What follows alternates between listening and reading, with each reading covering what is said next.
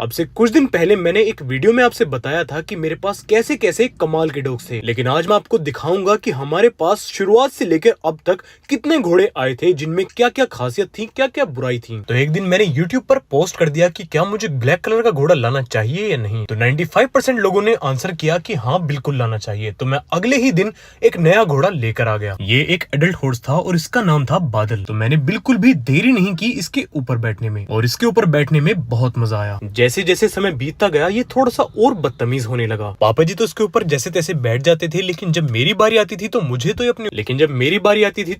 अपने ऊपर बिठाता ही नहीं था। खैर बड़ा घोड़ा तो हमने चेक करके देख लिया था, लेकिन अब बारी थी छोटे घोड़े की। तो हम एक ले आए हैं छोटा घोड़ा, और इसका भी नाम मैंने रखा बादल।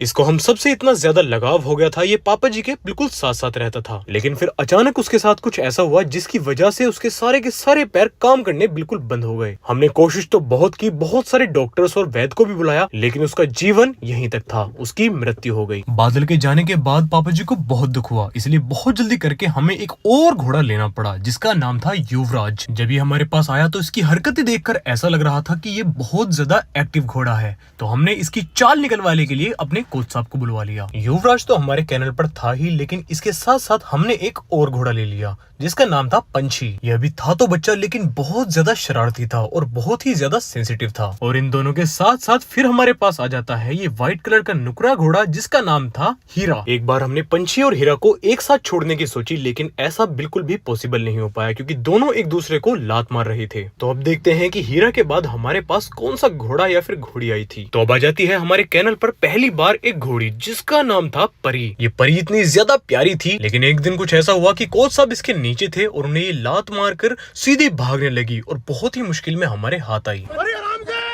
भाई रुक जा, परी रुक जा, परी रुक जा यार, परी, परी रुक जा यार, रुक जा परी। सिर्फ परी ही ऐसी घोड़ी थी जिसको मैं अभी तक फुल स्पीड पर भगा चुका हूँ। चल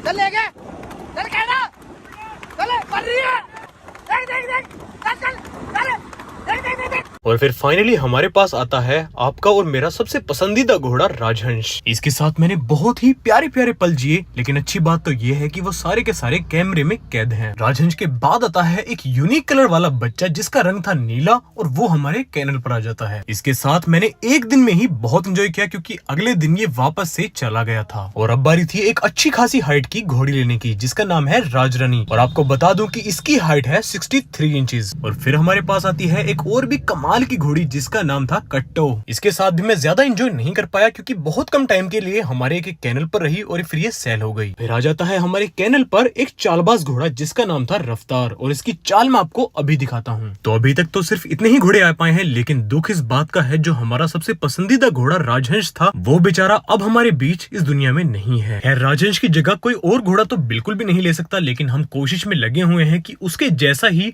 एक और घोड़ा हम अपने फार्म पर लेकर आ जाएं। तो फिलहाल दोस्तों इस वीडियो में इतना ही। वीडियो पसंद आई हो तो लाइक करना, शेयर करना, सब्सक्राइब करना। दिस इज अभिनव हून, ओवर एंड आउट।